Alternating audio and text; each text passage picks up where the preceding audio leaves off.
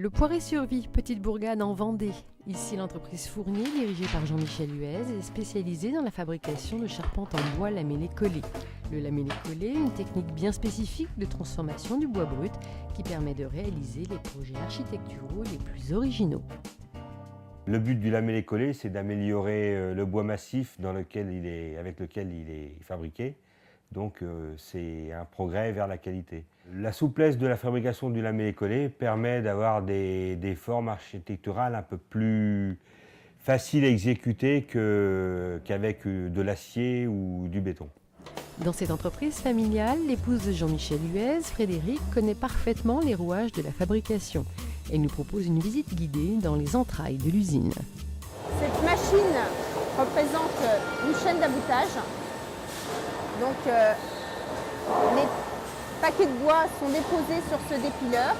Ensuite, il y a une griffe qui va reprendre chaque rangée de planches et les planches vont retomber devant un opérateur qui va regarder, vérifier la planche pour regarder s'il y a un défaut.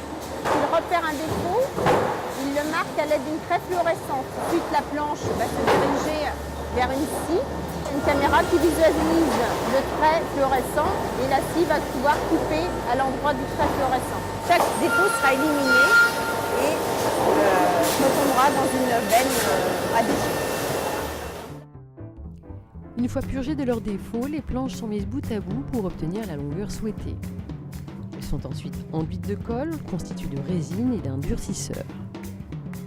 Puis les lamelles sont rassemblées, pressées les unes contre les autres afin qu'elles prennent la forme souhaitée par le client. Pour y parvenir, les ouvriers, munis de pistolets de serrage, courbent la poutre conformément au dessin qui aura été tracé au préalable à même le sol. Parallèlement, ils se servent d'une masse pour s'assurer d'une égalisation optimale des lamelles. Mais pour un tel résultat, reste à savoir quelle est l'essence de bois la plus recommandée. Nous utilisons principalement de l'épicéa qui a des caractéristiques mécaniques appropriées. Notamment, c'est un bois souple qui, comme vous pouvez le constater, en cintré, on peut se permettre de lui donner la forme que l'on souhaite, suivant l'épaisseur qui a été décidée au bureau d'études.